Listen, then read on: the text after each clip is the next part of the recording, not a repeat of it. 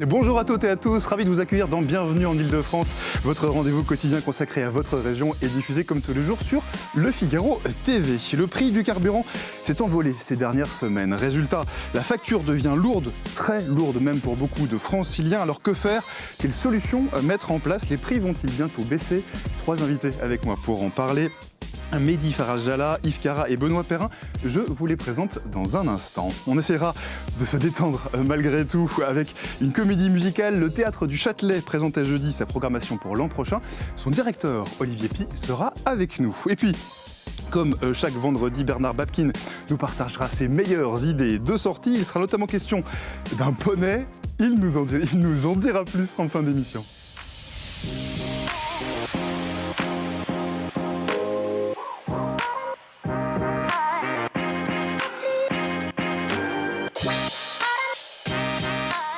Soyez les bienvenus. Si vous avez une voiture, vous vous êtes forcément posé la question ces derniers temps, comment réduire la facture à la pompe? Les prix s'envolent et la facture devient lourde, l'addition devient lourde, très lourde même, pour de nombreux franciliens. Trois invités ce soir autour de moi pour en parler. Bonjour Mehdi Farajala. Bonjour et merci pour l'invitation. Merci d'être avec nous. Vous êtes professeur associé en économie à la Rennes School of Business. Yves Cara, bonjour. Bonjour. Vous êtes quant à vous le porte-parole de Mobilité Club France, une association qui défendait autrefois les automobilistes et qui aujourd'hui veut défendre tous les usagers. Et puis bonjour Benoît Perrin. Bonjour. Vous êtes directeur général de Contribuables Associés. Votre association, elle milite contre le gaspillage et la réduction des dépenses publiques. Un sujet d'actualité, c'est le moins qu'on puisse dire. Si vous n'avez pas de voiture, eh bien vous n'y avez peut-être pas fait attention. Alors regardez ce schéma qu'on va vous montrer de l'évolution du prix de l'essence. Il a été réalisé par nos collègues du Figaro Data, vous pouvez le retrouver en ligne. Sur ce schéma, on voit l'évolution du prix du carburant ces dernières semaines, depuis le début de l'année en France. Voilà, je pense que l'image parle d'elle-même. On voit là l'image pour le carburant, samplon 95, samplon 98. On est passé pour le samplon 95, tenez-vous bien, de 1,71 € le litre à 2,06 € aujourd'hui. Et l'évolution est encore pire pour le gazole. Regardez, on va montrer le même schéma qu'on a vu tout à l'heure. On a en tout cas déjà les chiffres. On est passé de 1 €, voilà pour le schéma. Vous voyez que l'évolution est comparable. Et on est passé pour le prix de 1,60 € au 1er janvier à 2,35 €. Voilà, on vous remet ces chiffres-là. C'est l'évolution du prix du gazole depuis le 1er janvier jusqu'à aujourd'hui. Vous voyez que le gap est absolument monstrueux. Benoît Perrin, je me tourne d'abord vers vous pour expliquer cette explosion du prix au litre de l'essence. Alors il y a bien sûr la guerre en Iran, mais est-ce que c'est la seule chose qui explique cette envolée des prix ? Alors ce qu'il faut comprendre, c'est que dans le prix du carburant qu'on paye quand on va faire son plein, il y a deux composantes qui sont à peu près à 50-50. 50% c'est le produit, 50% ce sont des taxes. 50% du produit c'est quoi? Vous avez le pétrole brut évidemment, le raffinage, le transport et puis la distribution. Et là, un des éléments, un des composants en quelque sorte de ce prix, donc de ce produit, c'est bien sûr le pétrole brut. Et c'est ça qui a explosé. Donc effectivement, ça explique en grande partie l'augmentation du prix du pétrole. Et de l'autre côté, vous avez 50% de taxes. Et parmi ces taxes, vous avez bien sûr le certificat d'économie d'énergie, la taxe sur l'essence et puis enfin cette fameuse TVA. Et la TVA, forcément, comme elle est assise sur à la fois le prix et sur les taxes, eh bien effectivement, vous avez une augmentation mécanique de la TVA sur l'ensemble du prix. Donc vous avez effectivement une espèce de cocktail un peu explosif pour que le prix du carburant, d'une manière générale, effectivement, ait considérablement cru ces dernières semaines. Et la TVA, ce sont des taxes et donc on peut potentiellement jouer dessus. On va y revenir. Mais juste encore une question toute bête, Benoît, mais pour moi, c'est pas du tout évident. Pourquoi est-ce qu'il y a une telle différence de prix aujourd'hui entre le gazole et le samplon? On a vu tout à l'heure, aujourd'hui le samplon 95 il est à 2,60 € alors qu'on est à 2,35 € pour le gazole. Pourquoi une telle différence? Alors l'explication majeure elle est assez simple, c'est qu'en fait c'est une question de raffinage. Aujourd'hui on raffine en France à peu près 100% de la production de l'essence. Donc ce sont des coûts que globalement nous maîtrisons. En revanche, sur le gasoil, c'est très différent, c'est-à-dire que vous avez 70% du gasoil que nous importons qui a été justement raffiné à l'étranger. Et ou à l'étranger, principalement au Moyen-Orient.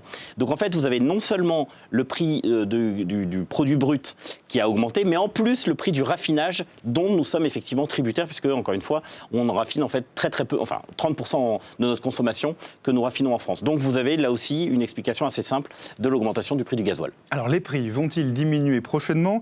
Tous les yeux se tournent évidemment vers le gouvernement ces derniers jours. Écoutez, Roland Lescure, le ministre de l'économie, c'était ce jeudi. Vous l'avez dit, les marchés sont extrêmement volatiles. Le prix du pétrole sur les marchés, le prix du gasoil à Rotterdam a fortement baissé hier, il remonte aujourd'hui, c'est normal. On attend de voir la manière dont le cessez-le-feu va se mettre en place de manière très concrète et les espoirs d'ouverture du détroit d'Ormuz à ce stade, évidemment, ne sont pas matérialisés. Donc on a de la volatilité, on est quand même sur des niveaux de prix aujourd'hui qui sont inférieurs à ceux qui prévalaient il y a 2 jours. Donc nous, on espère, et on a eu des engagements en ce sens, que ça puisse se retrouver sur la pompe au fur et à mesure des réapprovisionnements. Vous le savez, les cuves sont réapprovisionnées au fur et à mesure qu'elles se vident. Et Roland Lescure, le ministre de l'économie, qui nous dit que ça baisse. Ça baisse, mais enfin ça baisse pas encore beaucoup, Benoît Perrin. La baisse, elle va s'accentuer dans les prochains jours. Est-ce que le gouvernement, Roland Lescure, il a raison de dire ça? Alors, il a totalement raison. Il faut bien comprendre que le prix du pétrole, il y a un dicton qui est assez frappant, qui consiste à dire que les prix montent comme des fusées, mais descendent comme des plumes. En fait, c'est exactement ça. Et en fait, la particularité de cette baisse, c'est que pour les gens qui ont la chance d'habiter dans des stations essence, dans lesquelles il y a effectivement beaucoup de consommation, eh bien, ils vont avoir une baisse des prix plus rapide. Pourquoi? Parce que l'obsession des stations essence, logiquement, c'est en fait d'écouler leur stock. Et s'ils ont acheté leur stock à des prix élevés, eh bien effectivement, et qu'il y a beaucoup de consommation, elles vont être rapidement à vide et donc du coup vont pouvoir se réapprovisionner avec de l'essence, du carburant qu'elles auront payé relativement cher. En revanche, dans des stations-service, notamment je pense aux gens qui habitent à la campagne, dans les zones périphériques des centres, eh bien il y a moins, naturellement, il y a moins de volume et donc du coup, utilisé. Et donc, du coup, les stations essence dans lesquelles ils vont s'approvisionner, eh bien, malheureusement, vont avoir du stock pendant encore un certain nombre de jours. Et tant que ce stock ne sera pas écoulé, eh bien, les prix ne baisseront pas. Donc, ça va diminuer, mais ça va diminuer progressivement. Voilà. Et malheureusement, ça va très probablement pas diminuer dans les proportions suffisamment importantes pour retrouver le prix d'essence que nous avions connu avant-guerre. Et c'est ça qui est un peu terrible, c'est qu'il ne faut pas mentir et on va se retrouver très probablement vers des prix, ça m'étonnerait qu'on soit en dessous de 1,80 € dans les semaines qui vont venir, quelle que soit l'issue de la guerre. Et donc vous êtes d'accord avec Michel-Édouard Leclerc, le patron du comité stratégique des centres Leclerc, qui estimait ce matin de son côté qu'on ne reviendra pas au prix d'avant. Ben voilà, exactement, malheureusement. En tout cas pas avant très très longtemps. Yves Cara, oui. Excusez-moi, mais pourquoi ? Il y a de la spéculation, il y a quelque chose. Enfin, c'est pas normal quand on ne vient pas au prix d'avant. Si tout se, vous savez, il y a une tempête, il y a machin, puis l'eau redevient calme. Pourquoi on ne reviendrait pas au prix d'avant ? Alors la question, vous avez raison, c'est une très bonne question. C'est parce qu'en fait, il faut comprendre où se jouent les marges. Aujourd'hui, les marges, ce sont surtout les producteurs de pétrole qui les ont. C'est pas tant le raffinage, c'est pas tant le transport, c'est pas tant la distribution. Et en fait, malheureusement, pour nous, les producteurs de pétrole se sont en quelque sorte habitués à faire des grosses marges et il y a peu de raisons malheureusement qu'en fait ils reviennent largement en arrière. Donc en fait, d'une part, et d'autre part, comme vous avez 50% du prix de l'essence qui sont des taxes, eh bien malheureusement, compte tenu de la situation budgétaire qui est la nôtre, le gouvernement a fait le choix de faire des aides extrêmement ponctuelles et principalement à des professionnels, alors que, me semble-t-il, il faudrait effectivement que le gouvernement baisse les taxes tout en trouvant des économies ailleurs. Et ça, il faut qu'on arrive à faire pression sur le gouvernement pour qu'il trouve des économies ailleurs, parce que, très concrètement, la dépense publique est un sujet central en France, mais qui est aussi un tabou. C'est-à-dire qu'aujourd'hui, les gouvernements successifs depuis 50 ans sont incapables de trouver des économies. Là, c'est aussi le cas, et en plus, n'ont pas la légitimité au Parlement pour trouver des économies. Donc, qu'est-ce qu'ils font ? Effectivement, ils ne veulent pas se priver de recettes importantes, et donc ils ne touchent pas aux taxes. Yves Cara, vous êtes d'accord ? C'est-à-dire, vous soutenez ça ? Vous pensez que le gouvernement devrait davantage agir pour les usagers et pas que les professionnels ? Alors nous, ça fait des dizaines d'années qu'on parle de la vache à lait de l'automobiliste, enfin l'automobiliste qui est une vache à lait, et que la baisse des taxes, enfin un produit de consommation essentiel taxé à 50%, il y a peut-être l'alcool qui est encore plus taxé, mais c'est tout, quoi. Mais l'alcool, on peut s'en passer, pas le carburant. Donc oui, on le demande depuis très longtemps. Ça a été fait dans les autres pays, et en France, c'est marrant, on ne peut pas le faire. Non, vous comprenez, et on tergiverse, on fait des commissions, on discute, on fait des aides ponctuelles, ce qui fait que ça a tendance un petit peu à fragmenter encore plus la société. Voilà, on fait une baisse de taxes pour tout le monde, pendant 3 semaines comme ils ont fait en Italie, puis on verra si on remonte ou pas, on verra ce qui est acceptable ou pas. Je ne comprends pas que ce soit pas... Et je vais vous dire, on a parlé de 270 millions de recettes fiscales en plus. Si ces 270 millions, ils avaient baissé les taxes, mais ils ne seraient pas partis dans les paradis fiscaux, cet argent-là.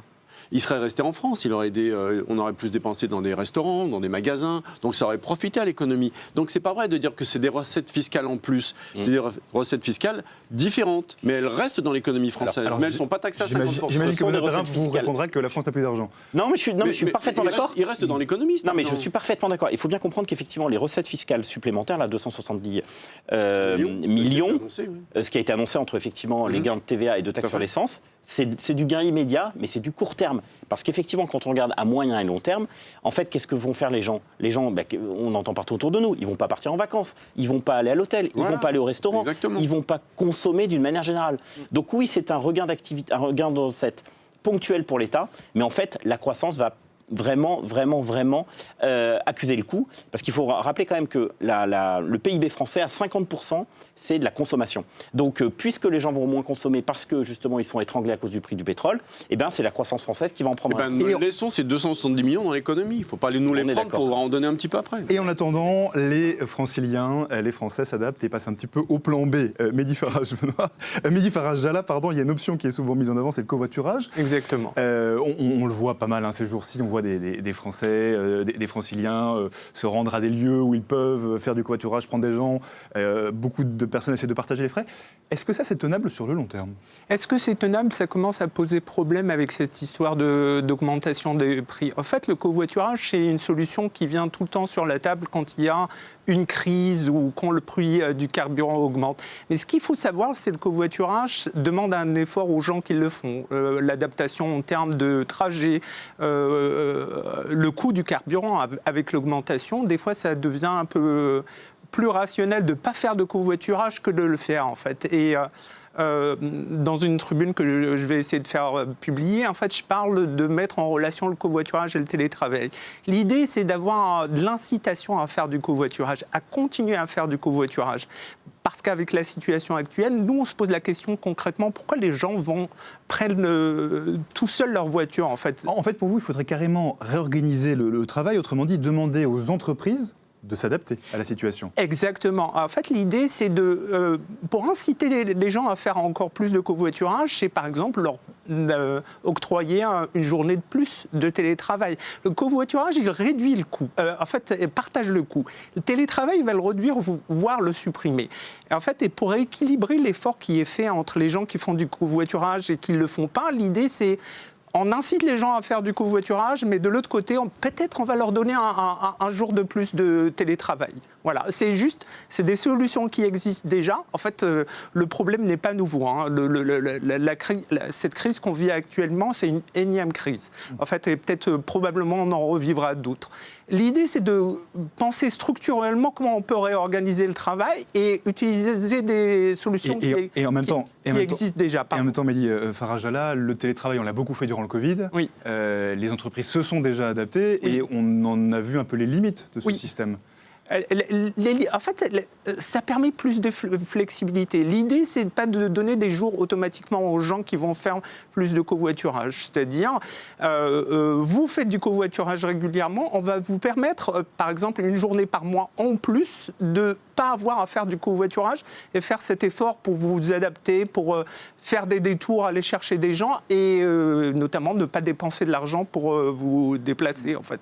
Yves Cara, est-ce que vous observez un vrai changement dans la façon dont les gens se déplacent ? Est-ce que l'augmentation du prix du carburant, ça incite les Franciliens à changer leur habitude ? Alors, si c'était une réponse de ma part, ce serait au doigt mouillé, mais j'ai entendu un dirigeant de TomTom faire une analyse très intéressante sur avant et après la guerre, donc avant le prix du pétrole. Pas du tout.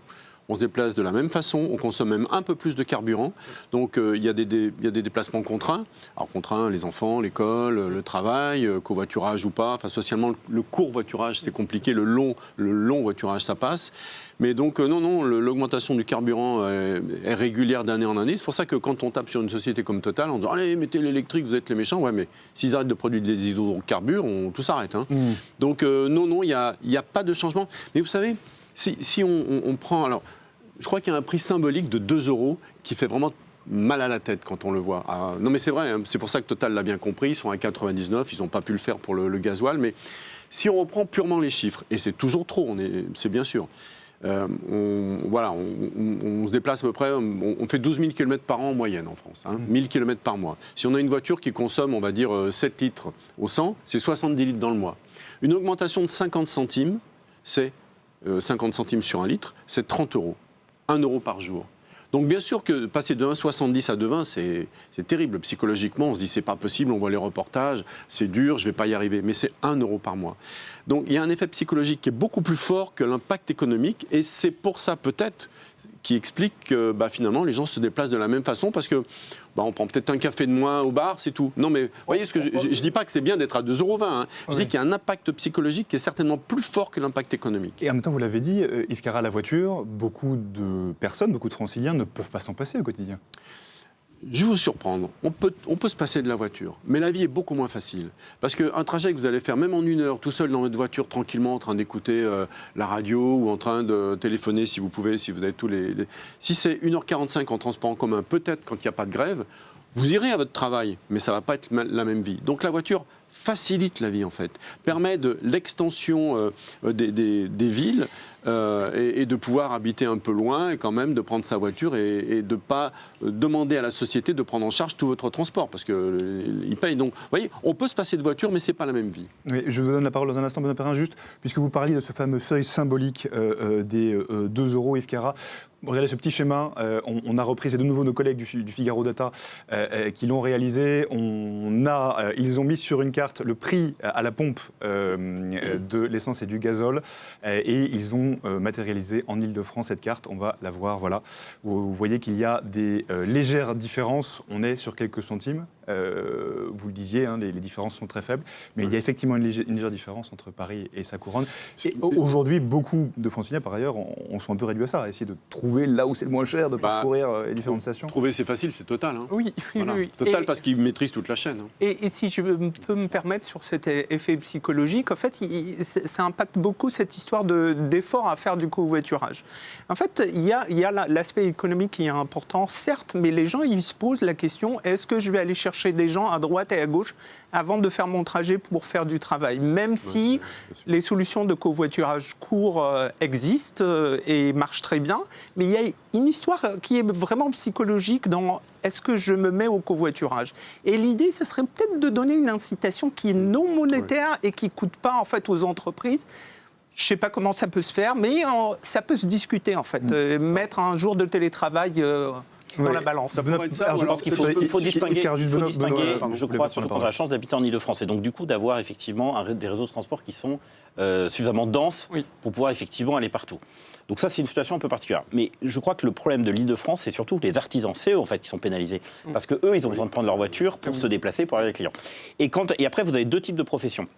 Vous avez les professions, effectivement, qui peuvent en quelque sorte répercuter le prix, l'augmentation justement du prix du carburant sur leurs services.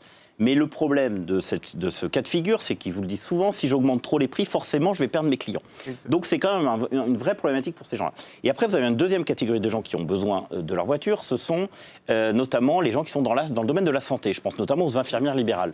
Et là, vous avez quoi comme difficulté? C'est que ces professions-là, elles ont des prix réglementés. Donc elles ne peuvent pas répercuter justement le prix du pétrole, donc leur augmentation de coût, sur le coût de leurs prestations. Donc en fait, qu'est-ce qu'elles font ces professions-là? En fait, elles mangent en quelque sorte leur marge. Donc en fait, je crois que la vraie problématique en Ile-de-France, c'est surtout les professionnels. Voilà, ceux qui ont vraiment besoin de leur voiture. Les salariés, globalement, ont des solutions pour effectivement... Pour temporairement. Oui. Mais... Encore une fois, l'Île-de-France, c'est pas la France. Et je pense surtout aussi aux gens qui habitent dans les zones rurales, qui ont besoin de prendre leur voiture pour aller effectivement se soigner, qui ont besoin d'accompagner leurs enfants à l'école, qui ont besoin d'aller voir leurs proches, qui ont besoin absolument de leur voiture pour aller travailler. Eux sont vraiment pénalisés par cette situation. Vous savez, l'Île-de-France est une zone rurale, dès qu'on s'éloigne un peu de Paris. C'est très très grand, on est en pleine campagne. Je suis ravi, Yves Carra, que vous le mentionniez, parce que cette augmentation du carburant, si on la regarde du point de vue de l'Île-de-France, elle coupe un petit peu le territoire en deux. C'est-à-dire, il y a d'un côté les personnes qui n'ont pas besoin de leur voiture au quotidien, qui habitent typiquement dans Paris intramuros, pour le faire très très vite, mais ça va au-delà.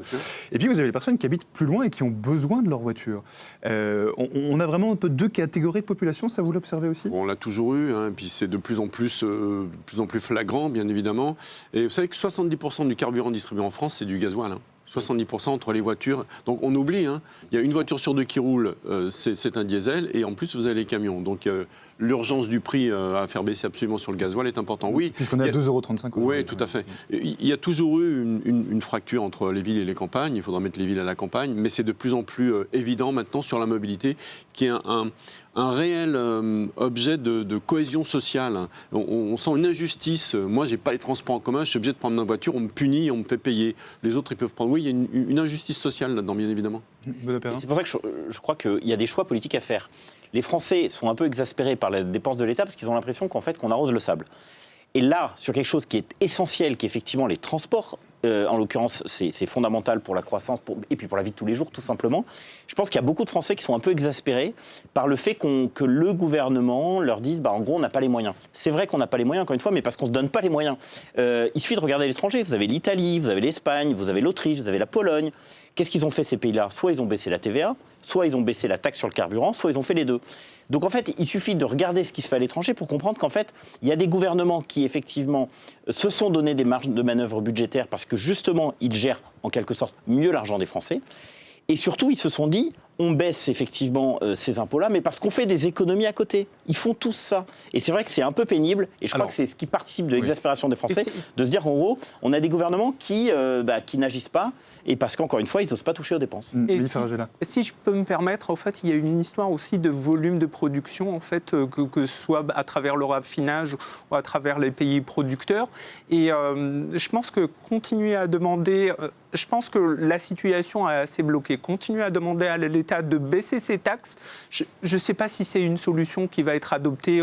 Parce qu'à mon avis, s'il voulait le faire, il l'aurait fait en même temps que les autres pays. Mais là, il continue à vouloir refuser à le faire. Parce que, Benoît Perrin, vous le dites, mais j'aimerais quand même juste insister sur ce point que vous venez de mentionner. Si aujourd'hui on diminue les taxes, ça veut dire qu'on doit faire des économies ailleurs. Ça veut dire qu'on doit faire des choix. Exactement. C'est pour ça que je vous dis que la politique, c'est faire des choix. C'est pour ça que je dis qu'il faut faire des choix. C'est toujours, entre guillemets, facile sur un coin de table de dire on baisse tel impôt. Voilà. Vous avez raison. Vous avez raison. Parce que si on fait ça, c'est ce qui s'est passé notamment depuis, en gros, l'arrivée d'Emmanuel Macron au pouvoir. Vous avez des baisses d'impôts qui sont réelles, à peu près 60 milliards. Mais comme vous n'avez pas de baisse de la dépense, qu'est-ce qui se passe? Eh bien, vous ne faites qu'accroître en fait, vos déficits. Et donc, très concrètement, vous continuez à augmenter la dette de manière considérable. On est à peu près à 110% du PIB, c'est à peu près 3 400 milliards. Vous voyez, on est quand même sur des sommes très importantes. Donc c'est vrai que l'attitude responsable, qui serait, je pense, l'attitude d'un responsable de famille tout simple, c'est de dire, effectivement, si je me prive de recettes, il faut que j'arrive effectivement à trouver des dépenses à côté, des baisses de dépenses à côté. Et ça, effectivement, c'est une espèce de vache sacrée. En France, c'est très difficile, par manque de courage, je crois, de dire on baisse la dépense publique. Dans un contexte, quand même, Benoît Perrin, et vous le répétez souvent dans vos interventions, mais où on est dans un contexte d'inflation générale. Il n'y a pas que le carburant qui augmente en France. Alors pour l'instant, on est effectivement sur une augmentation, une inflation d'à peu près 1,7%. Là, au mois de mars, ce qui reste raisonnable, mais enfin, ça fait 2 ans qu'on était habitué à 1%. Oui, mais c'est vrai que si on regarde 2022-2023, on était plutôt entre 4 et 6%. Exactement. Donc c'est à peu près raisonnable. Mais la difficulté, c'est qu'aujourd'hui, si la guerre continue, vous allez avoir une tache d'huile. La tache d'huile, c'est laquelle? C'est qu'aujourd'hui, vous avez effectivement quasiment que l'énergie qui voit son prix augmenter plus 7%.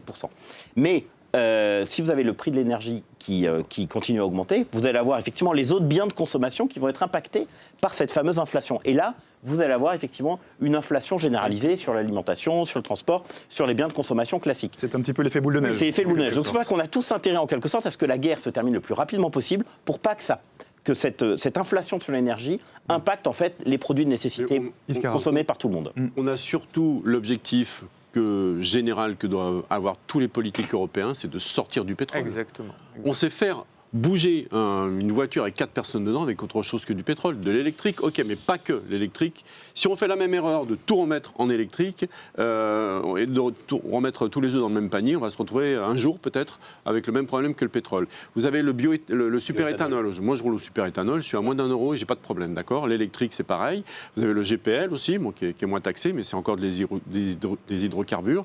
On sait faire du biocarburant, du biodiesel. On sait faire rouler avec des camions avec de l'huile qui est filtrée. Allons-y, c'est ce qu'il faut faire. Mais cette transition, elle a un coût, Yves. Non, Oui, mais peu importe, allons-y. Si moi je dis à mes enfants ou mes petits-enfants, vous savez, on va payer un peu plus d'impôts, par contre, dans 10 ou 20 ans, on va vivre de la même façon, mais on sera en autonomie énergétique en Europe, on dépendra de personne, et certainement les prix vont baisser. Je leur vends du rêve, je leur vends de l'espoir. Là, on est dans le désespoir plutôt. C'est ça qu'il faut faire sur le long terme. Et pas dire on dépend du pétrole, qu'est-ce qu'on fait? On attend la prochaine crise, puis on va recommencer. Mais non, allons-y, développons une vraie industrie, créons des emplois, créons une industrie autonome en énergie en France, pas qu'avec l'électrique, mais avec plein de choses. Je dis, le superéthanol, ça fait vivre, ça donne des recettes supplémentaires aux agriculteurs, ils sont très contents. Et ça n'est pas en concurrence avec l'alimentation, je le précise. Le superéthanol, c'est un mélange d'éthanol et de carburant. Oui. L'éthanol, il est fait à partir de quoi? En gros, en France, de blé et de betterave. Oui, tout à fait. Au Brésil, vous savez que 80% des voitures neuves sont justement avec ce carburant-là, parce qu'ils font ça à partir de la canne à sucre, qui en plus est encore plus, génère de l'éthanol de manière encore moins chère qu'en France avec le blé et la betterave. Mais effectivement, c'est une solution qu'elle semble d'avenir. Vous savez qu'aujourd'hui, si vous avez alors ça dépend du modèle de voiture, mais vous pouvez effectivement vous faire installer une espèce de boîtier qui vous permet justement de consommer ce carburant. La difficulté de ce carburant, c'est qu'il est desservi dans à peu près, je crois que c'est à peu près un tiers des stations-service en France. Presque la moitié. 3500, mais je veux dire, c'est pas grave, si vous ne 000. trouvez pas du superéthanol, vous pouvez mettre du 95. C'est totalement mélangeable dans le réservoir. Yves Queyras, si on parle des plans, je vous donne la parole dans un instant, si on parle des plans B, parce que c'est quand même aujourd'hui un petit peu un plan B, ce dont on est en train de parler, qui pourrait se développer à l'avenir bien sûr, mais un plan B, bougeons-nous. Un plan B, bougeons-nous. Est-ce qu'il y a, on parlait aussi du covoiturage il y a un instant, est-ce qu'il y a d'autres choses, d'autres solutions qui peuvent aujourd'hui être mises en œuvre pour diminuer la consommation de carburant? Alors on dit l'éco-conduite, mais entre une conduite nerveuse et une conduite intelligente où on anticipe, où on freine pas tout le temps, on s'arrête pas au feu, on peut quasiment consommer entre 15 et 20% en moins. Donc oui, ça vaut la peine. Nous on forme, et dans les entreprises et des particuliers, on a des pistes pour ça, à ce qu'on appelle l'éco-conduite, qui est en plus beaucoup plus sûr. Donc oui, on peut consommer. Si on gonfle correctement ses pneus, on peut gagner quelques pourcentages. Nettoyer le filtre à air, parce que le moteur va respirer un peu mieux, on gagne quelques pourcents encore. Voilà. Si on grignote un petit peu tout ça, on peut compenser un peu cette hausse des carburants. Mais il fera là. Si je peux me permettre, par rapport à cette histoire d'utilisation d'autres carburants, en fait, notre industrie automobile, elle se dirige plutôt vers l'électrique quand on voit les annonces de Renault et d'autres entreprises qui veulent passer d'ici à 2030 à des voitures que hybrides ou électriques.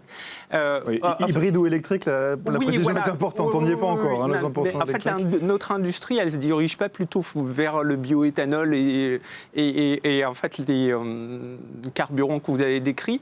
Et je voudrais aussi insister sur le fait que l'électricité coûte moins cher en France et on continue à être un des pays européens les moins chers au niveau de l'électricité.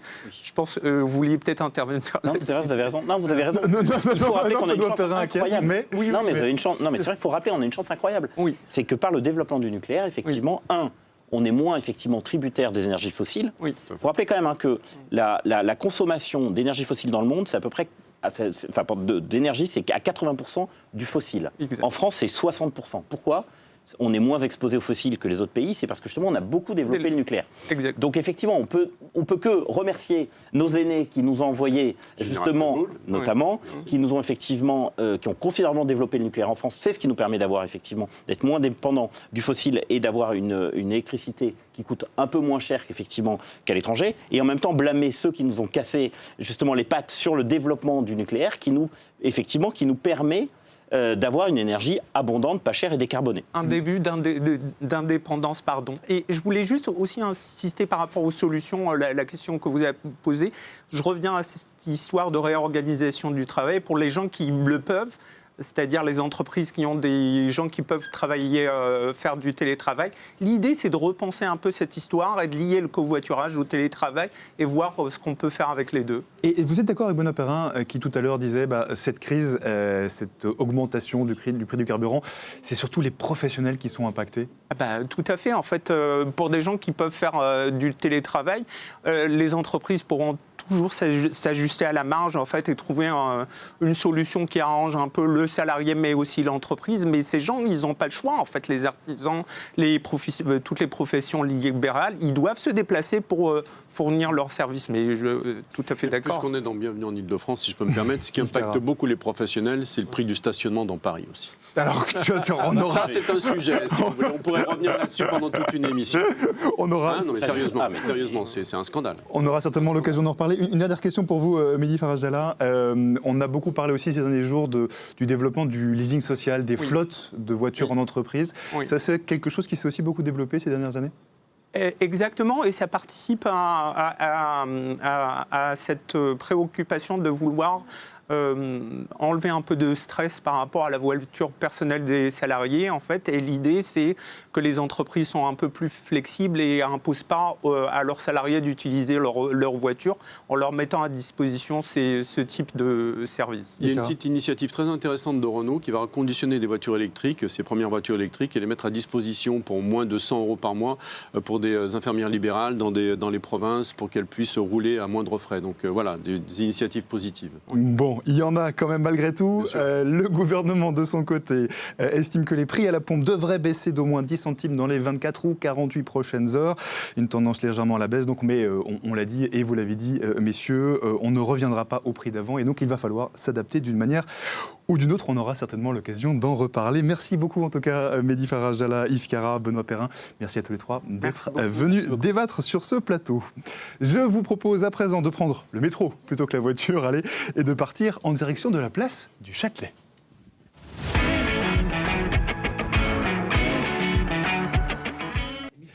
Bonjour Olivier Pi, à ma droite, soyez bienvenu. Merci beaucoup. Ravi de vous accueillir. Vous êtes le directeur du théâtre du Châtelet. J'espère quand même que vous allez me demander mon avis sur le prix du carburant et la voiture. Alors c'était pas prévu, mais si vous avez un avis, je suis preneur. Vous êtes là parce que cette semaine avait lieu la présentation de votre saison 2026-2027. On va bien sûr en parler avec vous, mais j'aimerais d'abord évoquer l'actualité immédiate, ce qui arrive juste là, dès le 15 avril. C'est Top Hat, la comédie musicale. C'est en quelque sorte Broadway qui débarque à Paris, on peut dire ça ? Oui, c'est exactement ça. C'est à l'origine un film de Fred Astaire et Ginger Rogers, dont on connaît au moins quelques standards, Chick to Chick. On connaît ce standard en général. C'est une comédie musicale dans laquelle on chante, bien sûr, mais dans laquelle surtout il y a beaucoup de danse et beaucoup de claquettes. Fred Astaire oblige. Forcément. C'est un spectacle qui est... Alors c'est un détail, mais qui est en français ou en anglais ? C'est un spectacle qui est en anglais.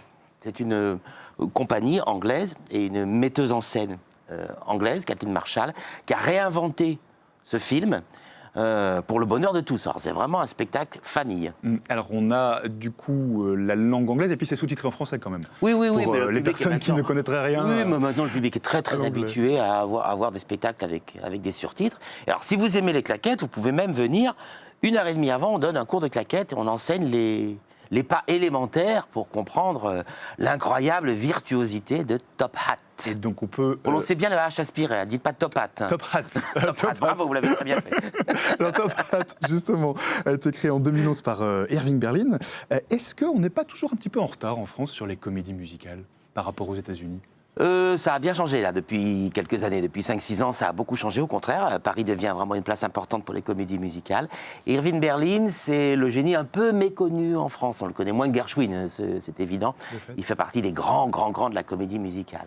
Et alors ce qui est assez beau, c'est que l'histoire est, on pourrait dire, presque insubstantielle. Ça raconte pas grand-chose. Hein. Il y a un danseur de claquettes qui répète au-dessus, et il y a une dame en dessous qui trouve qu'il fait trop de bruit. C'est à peu près le sujet. Et ils se rencontrent, et évidemment... On ne révélera pas la suite de l'histoire. On va vers l'éblouissement, vers l'extase, vers l'amour de l'art, et surtout, on comprend, c'est un sujet qui peut paraître insubstantiel, mais qui devient très profond, on comprend que la vie est courte et qu'il vaut mieux en profiter. Et je vous propose de regarder un petit extrait, une bonne annonce de Top Hat, et on revient juste après, regardez. If you're blue and you don't know where to go to, why don't you go where fashion sits? Putting on the Ritz. Different types you wear a day, both pants, fit stripes, and cutaway, both perfect fits. Putting on the Ritz. Heaven, I'm in heaven, and my heart beats so that I can hardly speak. And I seem to find the happiness I seek when we're out together dancing cheek to cheek.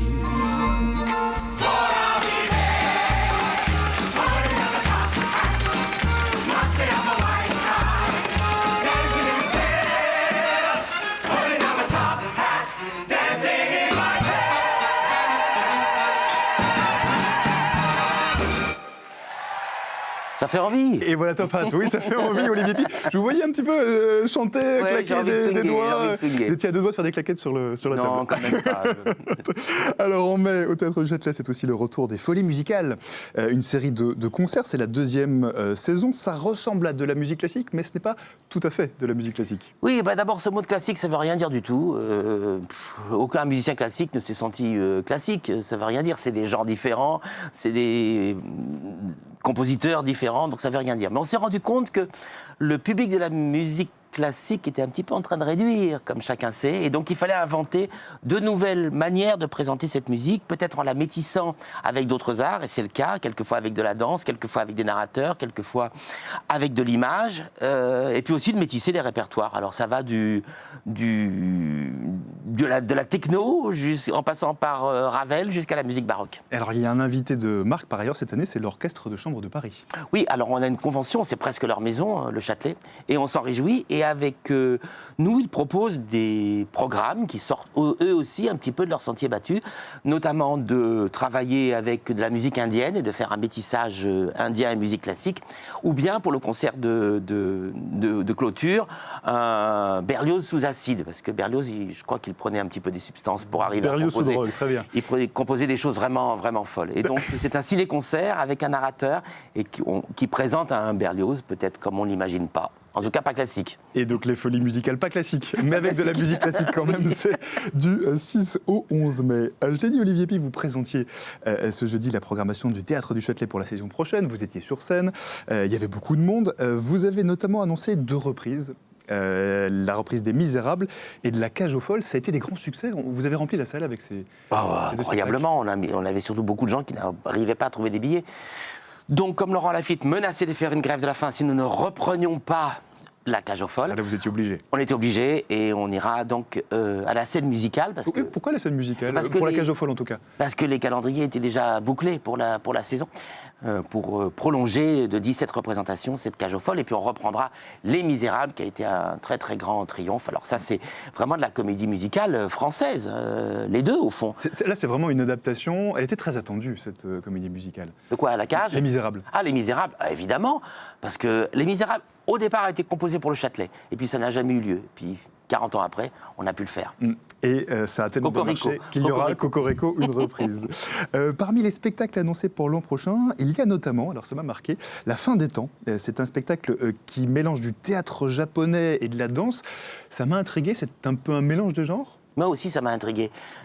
Surtout que Découflé est le seul Français de toute la distribution, de toute la programmation. Donc il est allé au Japon pour créer ce spectacle à partir d'un roman de Murakami. C'est un spectacle dans lequel il y a de la danse, mais il y a aussi beaucoup de théâtre, et c'est un spectacle entièrement japonais, même si c'est Découflé qui le signe. Avec de nouveau des sous-titres en français alors ? Oui, bien sûr. Bien sûr. Haruki Murakami, d'ailleurs je l'ignorais, mais c'est en fait l'un des écrivains japonais contemporains les plus lus au monde. Bien évidemment. Oui, bien sûr, c'est un succès planétaire. Et vous l'avez découvert aussi à l'occasion de... Non, je connaissais Murakami, mais ça m'a intrigué, Murakami de Découflé. Je me suis dit, ça va faire des étincelles. Donc ça s'appelle La Fin des Temps, ce spectacle qui mélange ce spectacle japonais, franco-japonais. Ce sera du 16 au 21 octobre 2026. Et puis, un autre spectacle qui m'a rendu curieux dans votre programmation l'an prochain, c'est La Belle et la Bête. Voilà, La Belle et la Bête. Voilà, de Philippe Glass. Alors, l'histoire, tout le monde la connaît, je pense, oui, puis globalement. Tout le monde connaît le film de Cocteau, a priori. Sauf qu'ici, on raconte tout du point de vue de l'héroïne. Oui, c'est très juste. C'est un opéra que Philippe Glass a composé pour le film de Cocteau, mais nous le créons véritablement en opéra, avec une très grande metteuse en scène qui s'appelle Anne-Cécile Vandalem, et qui effectivement prend plutôt le point de vue de la Belle que de la Bête. Ça renverse vraiment la perspective de changer comme ça Je le crois, c'est pas encore créé, mais enfin j'ai vu son projet, il a l'air vraiment très très intéressant, et puis c'est une musique absolument sublime. Philippe Glass est en train de devenir un des compositeurs historiques. Donc La Belle et la Bête, ce sera du 3 au 11 février 2027. On prend un petit peu d'avance sur l'agenda, il y a plein d'autres choses par ailleurs. Oh là là, oui, ça ne s'arrête jamais. Puis on s'ennuie jamais au Châtelet. Je pense que c'est un théâtre dans lequel on ne va pas pour s'ennuyer. Et on peut venir en famille parce qu'il y a beaucoup de spectacles pour les enfants. Alors justement, parlons de spectacles pour les enfants. Quelles sont les choses que vous prévoyez pour les enfants l'an prochain? Il y a à peu près une dizaine de spectacles toute l'année. Donc vraiment, on peut venir, on peut revenir, il n'y a qu'à regarder le programme. Il y a plein de propositions et des propositions qui commencent pour les 6 mois. Donc on peut initier son petit bébé à l'écoute de la musique et à la découverte du monde du spectacle. Par exemple, pour les spectacles pour les enfants, est-ce qu'il y a 1 ou 2 spectacles dont vous pourriez nous parler? Alors on pourrait par exemple citer le Quatuor Beat qui fait toujours un très grand succès et qui joue notamment Steve Reich. Chaque fois, les enfants sont absolument fascinés par la percussion. Ou un autre spectacle qui est une comédie musicale sur les 10. Pas le chiffre, DYS. Comme moi j'étais un peu dyslexique à l'école, je me sens assez touché par ce spectacle. 10 dyslexiques, 10 mathématiques. Tous les enfants qui ont des problèmes peuvent comprendre leurs différences à travers cette comédie musicale. C'est important pour vous, en tant que directeur du Châtelet, d'essayer de s'ouvrir un maximum à tous les publics, d'essayer de toucher un petit peu tout le monde avec votre programmation? Je crois que c'est la mission de ce théâtre depuis qu'il a été créé, d'être le théâtre de tous et d'être le théâtre de toutes les musiques. Est-ce que vous arrivez à mélanger un petit peu de temps en temps les publics? On parlait de mélanger les genres tout à l'heure avec La Fin des Temps, ce spectacle franco-japonais. Est-ce que vous arrivez aussi à mélanger les publics, à faire des spectacles qui peuvent parler un petit peu à tout le monde, de 7 à 77 ans, disons? Allez. Alors écoutez, je ne suis pas certain que le public de notre festival hip-hop ira forcément écouter un concert de musique baroque, mais ça peut arriver. Encore que. C'est pas impossible. Et en tout cas, j'en serais très heureux et on est là pour ça. Mais en tout cas, je sais que le public de La Cage ou des Misérables, c'est vraiment tout le monde, tous les publics. C'est une fierté, hein, c'est extraordinaire. C'est un miracle, je dirais même. Vous mélangez par ailleurs, vous en parliez, mais vous mélangez à la fois des spectacles dans la programmation de l'an prochain, mais de manière générale au Châtelet, des spectacles avec vraiment de la musique. On parlait du festival classique tout à l'heure. Vous mélangez un petit peu les genres, ça aussi, c'est votre... Notre axe est tout de même la musique. Nous sommes le théâtre musical de la ville de Paris. Mais la musique, évidemment, a toutes sortes de définitions, et de la musique avec de la danse, de la musique avec du théâtre, de la musique avec de la musique, des répertoires différents, des festivals. Et puis la fête, surtout, cet esprit de fête qui appartient vraiment à la maison. Et puis un petit peu de street art aussi. Oui, bien sûr, notamment dans notre festival, puisqu'on a un festival qui est consacré aux arts urbains, le Urban Châtelet. On peut aussi faire du street art, on peut aussi apprendre à faire du hip-hop. C'est vraiment le théâtre de tous. Je ne peux pas dire les choses autrement. Je crois qu'un rêve qui est celui du théâtre public, d'être le plus ouvert et d'être véritablement du théâtre populaire, pas simplement de dire ce mot-là par démagogie, mais de l'être véritablement, il est réalisé au Châtelet. Alors justement, par exemple, typiquement, cet atelier dans le cadre du... Pour les claquettes? Exactement, on en parlait tout à l'heure. Ça se passe comment? C'est-à-dire qu'on vient avant le spectacle? Il y a qu'à, on vient On en une fait heure des et demie avant le claquettes spectacle, et on apprend à faire des claquettes, et on comprend beaucoup mieux le génie des artistes qui sont sur scène. Est-ce qu'il faut... Et on a mal aux chevilles. Est-ce qu'il faut réserver en avance pour ce genre d'atelier? Oui, il vaut mieux réserver. Il vaut mieux réserver. Pareil pour le festival Street Art qui aura lieu en octobre. C'est des ateliers qui sont souvent pleins, ou vaut mieux réserver? Oui, il y a en des avance? petites jauges. Enfin, on ne peut pas faire ça à 2000. C'est pas exactement la cage aux folles. Donc, il vaut mieux réserver en avance. Oui. Il y a certains spectacles aussi que vous présentez, mais qui sont déjà complets? Oui, il y a encore des places pour la cage aux folles, mais enfin, ça commence à être difficile. Ça commence effectivement à être il y a encore des places pour les Misérables, mais on espère qu'on sera complet à l'arrivée. Les Misérables, ça avait été un grand succès. Est-ce qu'il y a d'autres potentielles créations? On parlait de comédie musicale et de leur regain d'intérêt en France, du fait qu'on rattrapait notre retard, entre guillemets, sur les États-Unis. Est-ce qu'il y a d'autres possibles comédies musicales françaises qui pourraient voir le jour dans les prochaines années? Mais oui, bien évidemment. Enfin, c'est la vocation de cette maison. Mais je vous en reparlerai quand vous me réinviterez.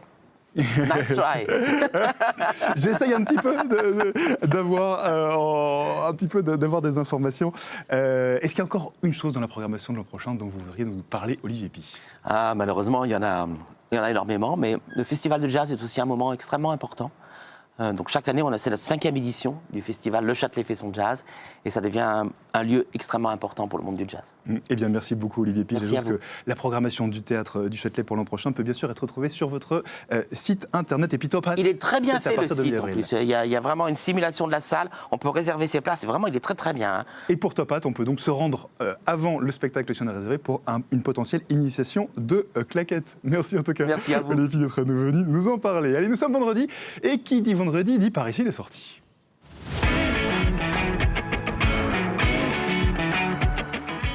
Et bonjour Bernard Bakin. Et bonjour. Journaliste à Madame Figaro, très Ben oui. heureux de vous voir. Ben oui. Bernard, alors on reste avec vous dans le même univers parce que vous avez parcouru les théâtres de la capitale cette semaine pour nous Pas proposer tous, hein, vos quand coups de même. cœur. Alors Mais pas comme mal. pas. Non, il y a du Ça boulot, ferait un du certain boulot. nombre. Oh là. Et on commence avec une comédie complètement foutraque Ah oui. au théâtre de la Gaîté Rive Gauche. Alors tout le monde connaît la célèbre phrase de Richard III, « Mon royaume pour un cheval ». Sauf qu'ici, il n'y a pas de cheval. Il y a un royaume. Il y a un royaume, mais il n'y a pas de cheval, donc ça devient un poney et mon royaume pour un poney. Voilà. Et alors, qu'est-ce qui se passe Et bien qu'est-ce qui se passe? J'allais vous poser la question. Alors là, il faut avoir l'esprit un peu. C'est un peu les Monty Python à la française. C'est complètement déglingué. Donc c'est une troupe qui veut monter Richard III. Ils sont très contents. Ils ont surtout Lucchini qui va faire Richard III. Sauf qu'au dernier moment, évidemment, Lucchini refuse. Il ne le fait pas. Ils n'ont plus de sous. Ils n'ont plus Lucchini. Il faut qu'ils se débrouillent. Ils cherchent un producteur. Ils cherchent un nouvel acteur. Le metteur en scène dit, normalement j'ai prévu 25 rôles, vous êtes 4, vous allez tout faire à 4. Hein. Donc déjà, ça commence comme ça, bizarrement. Et après, il dit, mais j'ai un copain, il veut bien produire le spectacle, mais il y a une exigence, il veut jouer Richard III. Alors les autres disent, ah oui, mais il a déjà joué, il est acteur. Non, il fabrique des meubles. Oui, mais il sait jouer. Pas trop. On ne sait pas, non, je ne sais pas trop, non, je ne l'ai jamais vu jouer. Ah ben il arrive, et c'est un nain. Cet acteur, enfin ce monsieur est tout petit, comme les nains, et les autres sont quand même stupéfaits. Ils se disent, mais Richard III, en même temps il est malin, le fabricant de meubles, hein, parce qu'il dit, mais Richard III, il est difforme, il est bossu, il est là, et là. Moi je vais être très bien dans le rôle, sauf qu'après ça se déglingue de plus en plus parce qu'il veut changer le texte, il veut changer la mise en scène, il veut tout changer. Et puis c'est un peu le chef, puisque c'est lui qui paie. Et c'est très très très bien fait, parce que quand on veut jouer des pièces comiques comme ça, avec des personnages très typés, parce que tous les personnages... C'est un peu la caricature. Oui, mais il ne faut pas aller jusqu'à la caricature. Il faut jouer à fond le comique, mais à fond. Il faut croire à ce personnage. Alors les personnages, ils sont très stéréotypés en même temps, hein, parce qu'il y a un acteur gay qui, lui, ne rêve que de faire des comédies musicales. Donc il veut toujours placer une chanson dans la pièce. Il y a l'actrice tragédienne qui joue que dans des théâtres subventionnés, qui pleure toutes les 10 minutes. Il y a l'acteur syndicaliste qui a travaillé déjà 15 ans à Moscou et qui sait tout sur le théâtre. Il y a le metteur en scène et il y a la directrice du théâtre qui est jouée par un homme, par un travesti, la directrice qui aime bien que les acteurs viennent dans son bureau, pas seulement pour signer des contrats. Donc il y a toute cette ambiance-là et c'est complètement déglingué. Est-ce qu'on parlait de Richard III, Bernard, est-ce que c'est une comédie anglaise? Ou pas du tout? C'est-à-dire une comédie anglaise. Richard III, Mon royaume pour un cheval, référence au théâtre anglais. Ah oui. Enfin, c'est un peu une tragédie quand même. Oui. Donc, Parce que les répétitions se passent pas bien quand même avec cette troupe un petit peu foutraque. Ah, là, dans la pièce, là. Oui. Ah oui, non, mais alors là, c'est du n'importe quoi. Mais il faut accepter le n'importe quoi. Et ils le font tellement bien qu'on accepte tout. Tout. Je donne un petit exemple. Il est fabricant de meubles. Alors il dit, je vais faire le décor. Mais bon, donc il vient avec son décor, sauf qu'il fabrique des meubles pour les nains. Donc, donc tout le monde est assis sur des petits tabourets, des petites choses comme ça. Ils font tous les rôles. Non, ça mélange un peu l'esprit cabaret aussi, l'esprit ambiance cabaret. Et donc c'est Mon royaume pour un poney, c'est jusqu'au 20 juin au théâtre de la Gaîté Rive Gauche. Alors toute autre chose, Bernard, oui. Vous avez été voir un classique du théâtre contemporain, c'est En attendant Godot de Samuel Beckett au théâtre de l'Atelier. C'est une pièce très connue. Oui. Pourquoi aller la revoir? Parce que c'est des nouvelles mises en scène. C'est assez difficile de faire des nouvelles mises en scène avec Beckett parce qu'il a tellement bloqué le décor, il a décrit le décor, il a décrit la position des acteurs, etc. et qu'on ne peut pas tellement aller contre ses didascalies à lui. Donc les mises en scène se ressemblent souvent. Hein. C'est quand même un plateau nu, un pays bizarre, apocalyptique, j'en perds mes mots, avec un arbre qui n'a pas de feuilles. un arbre mort quasiment. On verra qu'après il est un peu vivant. Mais c'est surtout aussi pour les acteurs. On découvre chaque fois des acteurs parce que c'est très important l'acteur au théâtre. Alors, les acteurs justement, on retrouve dans cette pièce notamment Denis Lavant et puis Oui. Jacques Bonafé. Ils apportent une forme de tendresse dans cette pièce. Alors, moi, je suis d'accord pour Bonafé, qui apporte une tendresse incroyable. Et moi, il m'a fait redécouvrir un peu ce texte de Beckett, qui est quand même très connu. Oui. On le redécouvre là, parce qu'il le joue un peu, c'est une référence un peu ancienne, mais il le joue un peu comme Bourvil l'aurait joué. C'est-à-dire qu'il y a une tendresse, une poésie, une humilité, puis même son corps qui bouge comme ça, à côté de Denis Lavant, qui est un peu comme une gargouille, un peu grotesque, un peu, et qui bouge dans tous les sens, qui saute, et qui est lui, très habitué de Beckett. Il a joué des tas de pièces de Beckett. C'est pour ça qu'on va avoir des mises en scène, des nouvelles mises en scène de Beckett. Cette mise en scène, par ailleurs, au théâtre de l'Atelier de Intendant Godot, Oui. elle est assez lente. C'est déjà une pièce qui est pas très très rapide et très Mais forcément je sens très qu'on est rythmée. d'accord là-dessus. Elle est assez lente comme Elle est mise en très très scène. lente. Il faut être un peu patient. À mon goût, elle est même un peu trop lente. D'accord. Parce que la pièce décrit déjà la lenteur, décrit le temps qui passe comme ça très très lentement. Qu'est-ce qu'ils attendent ces deux clochards là, Oui, on sait célestes pas. Ils attendent un peu des beaux jours. Après, il y a une autre pièce qui s'appelle Ou les beaux jours de Beckett. Ils attendent ça, que les jours soient meilleurs après. Puis ça n'arrive jamais. Donc la pièce est déjà écrite d'une façon lente, c'est joué souvent d'une façon lente. Et là, il y a une mise en scène qui en rajoute un peu avec la lenteur. Donc c'est quand même Peut-être même un peu trop. Ah bah oui, moi je trouve trop long. Mais bon, moi j'ai tellement été stupéfait aussi par Bonafé que ça m'a fait plaisir. Allez, et ça s'appelle En attendant Godot, donc de Samuel Ça s'appelle Beckett. toujours, ça s'appellera toujours. Ça s'appellera toujours En attendant Godot. C'est au théâtre de l'Atelier Oui, du un beau mardi théâtre. au dimanche jusqu'au 3 mai. Vous vouliez nous parler également d'un très bel hommage Oui. à Philippe Tesson, grand journaliste et homme de théâtre décédé Voilà, qui a en bien connu 2023. ses locaux. Ici. Et il s'agit d'une histoire du théâtre, ça Oui, s'appelle comme oui. ça, et c'est au Poche Montparnasse. Voilà. Alors, il avait fait des entretiens pour France Culture autour de l'histoire du théâtre. Il le dit lui-même parce qu'il sait bien qu'il ne peut pas raconter l'histoire de tous les théâtres, du théâtre en entier, dans le monde entier. Et ce n'est pas toute l'histoire du théâtre. Là, il a pris un angle assez particulier, c'est l'histoire du théâtre politique, qui commence en... Politique et pas sociétale, c'est important la différence. Ah ben voilà, mais oui, parce que lui, il fait très très très bien la différence. Par exemple, Molière, il le met plutôt dans un théâtre sociétal, qui raconte un état de fait de la société. Pour lui, c'est pas ça le théâtre politique. Le théâtre politique, c'est un théâtre qui va soit agresser, enfin en tout cas agresser la politique en place, soit la défendre. Mais alors là, s'il la défend, c'est autre chose. Il peut être acheté, c'est différent. Mais donc c'est un théâtre politique. Et on se rend compte, donc il nous déroule comme ça toute l'histoire du théâtre politique, enfin une grande partie de l'histoire politique, surtout en France, en partant de la Grèce, en arrivant en France, avec un détour quand même important avec Brecht, parce que finalement, celui qui nous reste, c'est Brecht. Et là, on se rend compte que le théâtre politique, ben, finalement, il n'en reste rien. Il est peut-être très fort au moment où il existe, mais après, il n'en reste pas grand-chose. Donc on Ou en apprend tout cas, il n'est pas trop joué. Ouais. Donc on apprend des choses. Concrètement, c'est Christophe Barbier sur scène, Voilà. et qui Très bien. répond à la voix, en fait. Oui, Philippe il y a la Tesson. voix. C'est pas un peu étrange comme dispositif? Mais non, ben ça fonctionne très bien parce qu'il y a la voix qui arrive comme ça. On a l'impression qu'il est là, il a une voix très claire. Donc on l'entend bien. Et puis c'est très très bien fait, le montage est très bien fait parce que Christophe Barbier pose des questions et les questions qui ont dû être posées à France Culture, il les pose et puis après il réagit et puis Besson lui répond. Le montage est très net, très clair. Non, on dirait une conversation un peu à la Diderot. Et est-ce qu'on apprend des choses dans cette conversation? Ah bah oui, par exemple, moi j'ai appris, on apprend des choses sur le théâtre politique, qui finalement, qu'est-ce que c'est que le théâtre politique et pourquoi il ne fonctionne pas finalement. Donc ça, on apprend, ça c'est intéressant. Par exemple, on découvre que Voltaire, il a écrit 50 pièces.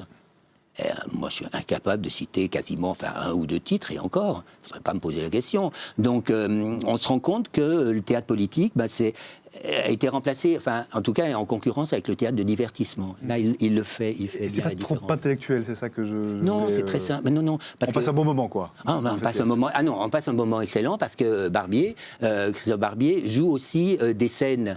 On parle de théâtre, de Molière, de Racine, de Corneille, et il joue des extraits de ces scènes-là. Il le fait très très bien en prenant des accents, en prenant l'accent de Molière à l'époque. Donc on s'ennuie pas. C'est assez court. Mais ça fonctionne bien. Et bien ça fonctionne très très très bien. Et c'est donc l'histoire du théâtre au Poche Montparnasse. Ça se joue tous les lundis à 19h. Merci infiniment, Bernard. Et puis je voudrais aussi mentionner, pour ma part, la très belle exposition sur les âges de la vie, réalisée par Nikos Aliagas et le chercheur Samuel Pavard, qui est spécialiste du vieillissement. Cette exposition vient d'ouvrir au musée de l'Homme, dans le foyer Germaine Tillon. C'est une très belle galerie de portraits en noir et blanc, avec les photos de Nikos Aliagas. Et à côté de ces portraits, on trouve des informations informations sur la façon dont les personnes âgées sont perçues aujourd'hui par la société. Alors ça se parcourt assez rapidement, mais c'est terriblement poétique. Et regardez par exemple cette photo, Bernard, on y voit Michel, 103 ans, et Simone, 98 ans, plus de 70 ans de vie commune, et on voit encore toute la tendresse qui les anime. Voilà, je trouvais cette image... C'est beau, ouais. C'est beau. Je vais aller passer le casting. Je trouvais cette image particulièrement émouvante. Bon, les grands âges, ça ne vous concerne plus trop, Bernard. Hein. Vous êtes éternellement jeune de toute façon. Et donc, cette exposition sur les grands âges, c'est à voir au Musée de l'Homme jusqu'au 3 janvier 2027. Merci encore, Bernard, et puis merci à vous de nous avoir suivis. Merci également à toute l'équipe en charge de la préparation de l'émission. Vous pourrez la retrouver en replay sur le site du Figaro d'ici quelques minutes. Lundi, vous retrouverez la lumineuse Victoire Sicora à la présentation de l'émission, toujours sur le canal 34 de la TNT et sur tous vos box. À bientôt.